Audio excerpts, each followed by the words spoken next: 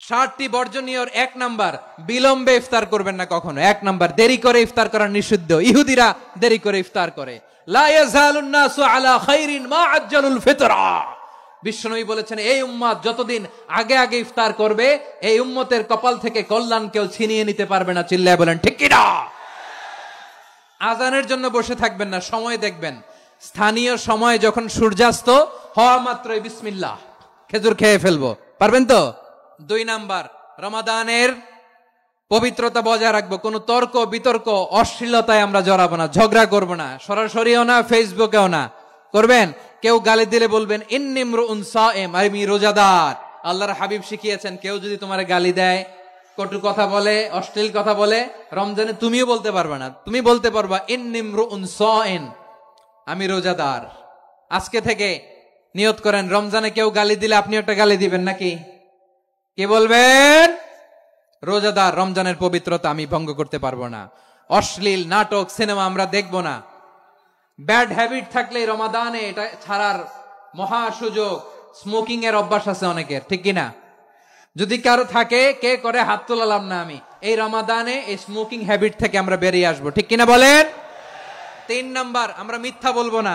বিশ্বনবী বলেন, মানলাম ইয়াদা কাওলা যুরি ওয়াল আমালা বিহি ফালাইসা লিল্লাহি হাজাতুন ফি আইয়াদা আতআমাহু ওয়া শারাবা। যে রমজানে মিথ্যা কথা, মিথ্যা কাজ, মিথ্যা সাক্ষী ছাড়তে পারে নাই, তার না খেয়ে থাকা, উপবাস থাকা দিয়ে আল্লাহর কিছু যায় আসে না। এজন্য মিথ্যার সাথে আমাদের কোনো সম্পর্ক আছে? মিথ্যা বলবো না। 4 নাম্বার, অপচয় করব না। ইন্নাল মুবাযযিরিনা কানু ইখওয়ানা শায়াতিন ওয়া কানা শাইতানু লিরাব্বিহি কাফুরা। অপচয়কারী শয়তানের ভাই। আচ্ছা, যে শয়তানের ভাই, ও নিজেও আরেকটা কি? শয়তান। অপচয় করব না। ইফতারি করতে যে আমরা অনেকে অপচয় করি, এগুলো করবেন আপনারা না। অপচয় অপব্যয় করব না। 5 নাম্বারে, রিয়া, লোক দেখানো ইবাদত আমরা করব না। লোক দেখানোর জন্য নামাজ, রোজা, জিকির, তেলাওয়াত, দান সদকা এগুলো করলে আল্লাহর দরবারে এগুলো কবুল হবে। বিশ্বনবী বলেন, দাজ্জালের ফিতনার চেয়ে একটা বড় ফিতনার ভয় আমি করি। সেটা কি? আর রিয়া, শো অফ মেন্টালিটি, লোক দেখানো মানসিকতা। এটা থেকে আমরা বিরত থাকবো ইনশাআল্লাহ।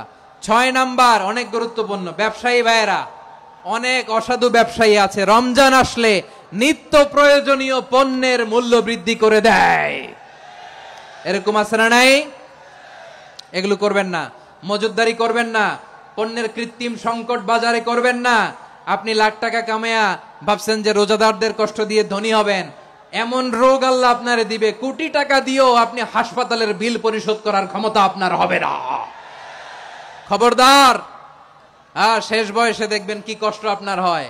আপনি রোজাদারদের কষ্ট দিচ্ছেন, আল্লাহ আপনার সুখে রাখবে?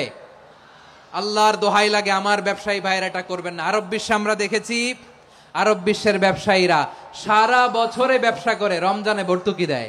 আর আমার দেশের কিছু অসাধু ব্যবসায়ী রমজানে গলাকাটা ব্যবসা করে আর সারা বছর সইটার উপর দিয়ে চলে। চিল্লায় বলেন ঠিক কিনা? করবেন না, এটা করবেন না। নিত্য প্রয়োজনীয় পণ্যের মূল্য বৃদ্ধি করা হারাম। পণ্যের কৃত্রিম সংকট তৈরি করা হারাম। মজুদদারি করা হারাম। রোজাদারদেরকে কষ্ট দেয়া হারাম। এটা করবেন না। 7 নাম্বারে সর্বশেষ কথা, অধীনস্থ যারা আছে তাদের কাজের চাপ আপনারা কমিয়ে দিবেন। কাজের লোক, ফ্যাক্টরির ওয়ার্কার, স্টাফ, তাদের প্রতি যদি রহম করেন, আপনার উপর রহম করবে কে? এই পবিত্র রমাদানে 7টা করণীয়, 7টা বর্জনীয় মনে রাখা যাবে তো ইনশাআল্লাহ? রমজানের 7টা করণীয় এবং বর্জনীয় যে আমরা শুনলাম, পালন করার তৌফিক দান করো।